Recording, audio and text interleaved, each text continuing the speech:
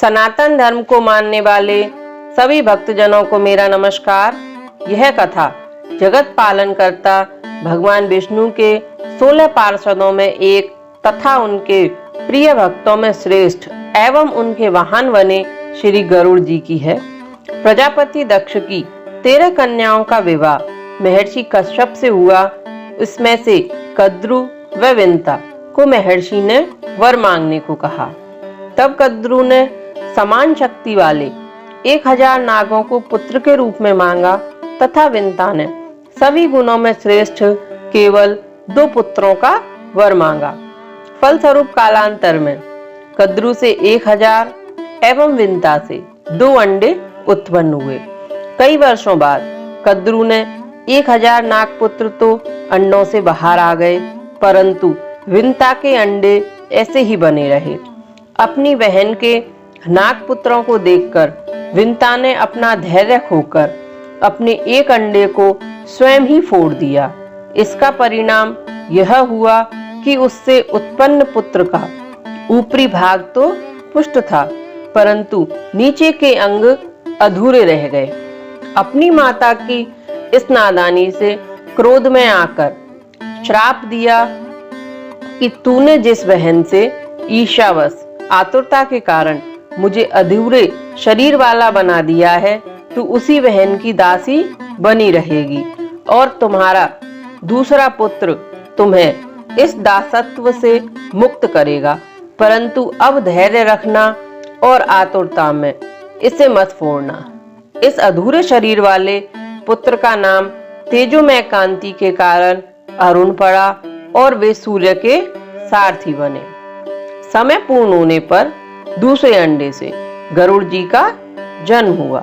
उन्होंने अपनी माता के साथ कद्रु तथा उसके पुत्रों द्वारा दासवत व्यवहार का कारण पूछा, तो विंता ने बताया कि एक बार हम दोनों बहनों में शर्त लगी कि समुद्र मंथन से निकले उच्चैश्रवा घोड़े की पूंछ काली है या सफेद। मैंने सफेद तथा कद्रु ने उसे काली बताया।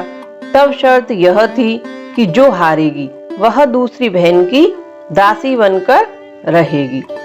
कद्रु की आज्ञा के अनुसार उसके नागपुत्र घोड़े की पूंछ से लिपट गए, जिससे वह काली दिखाई दी और विंता को कद्रु ने अपनी दासी बना लिया। अपनी माता को दासत्व से मुक्ति हेतु गरुड़ जी ने नागों से बात की। तब नागों ने कहा कि हमें अमृत लाकर दो। गरुड़ जी ने माता को प्रणाम कर स्वर्ग में पहुंचे और देवताओं को पराजित कर अमृत पात्र को लेकर वहां से उड़ चले, परंतु अपने अधिकार में होने पर भी उन्होंने अमृत नहीं पिया। उनका ये निष्प्रद भाव देखकर भगवान विष्णु ने प्रसन्न होकर उन्हें बिना अमृत पान के ही अजर अमर होने तथा अपनी ध्वजा पर स्थित रहने एवं अपना वाहन बनाने का परम दुर्लभ वरदान दिया। अमृत का अपहरण करते देख देवेंद्र ने गरुड़ जी पर वज्र का प्रहार किया, परंतु श्री हरि के वरदान से उन्हें क्षति नहीं पहुंची। तब इंद्र ने वैर भाव त्याग कर गरुड़ जी से मैत्री कर ली। फिर गरुड़ जी ने कहा कि यह अमृत मुझे अपने लिए नहीं चाहिए और संपूर्ण वृतांत देवेंद्र को बताया और कहा कि मैं इसे सर्पों को सौंपूंगा और अपनी माता को दासत्व से मुक्त करवाऊंगा, तब आप इसे वापस स्वर्ग लोक में ले जा सकते। तब भगवान इंद्र ने संतुष्ट होकर सर्पों का भक्षण करने में समर्थ होने का अभिष्ट वर प्रदान किया। गरुड़ जी ने अमृत कलश सर्पों को सौंप दिया तथा माता को दासत्व से मुक्त करवाया। इसके बाद सर्प अमृत को कुश में छिपाकर स्नान करने चले गए। इसी बीच इंद्र वह अमृत लेकर पुनः स्वर्ग को चले गए। अमृत के लोभ में सर्पों ने कुशों को ही चाटना शुरू कर दिया, जिससे उनकी जीभ के 2 भाग हो गए। तभी से सर्प द्विजिह्वा हो गए।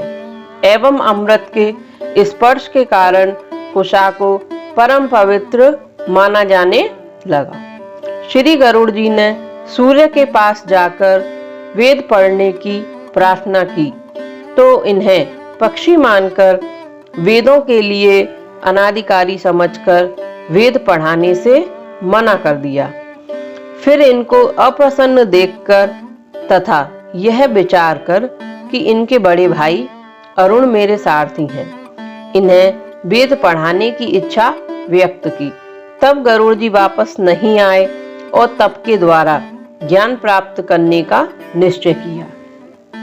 तब सूर्य भगवान ने वरदान दिया कि तुम्हें बिना तप के ही समस्त वेदों का बोध होगा और तुम्हारे पंखों से निरंतर सामगान की ध्वनि होती रहेगी।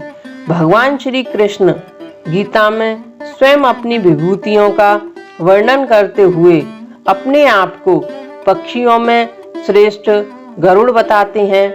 यह है भगवान विष्णु के पार्षद, उनके भक्त तथा वाहन गरुड़ की कहानी। आपको हमारा वीडियो अच्छा लगा हो तो इसे लाइक करें, हमारे चैनल को सब्सक्राइब करें और हाँ, बेल आइकन को दबाना ना भूलें, जिससे हमारे आगे आने वाली वीडियो की जानकारी आप तक पहुंच सके। धन्यवाद।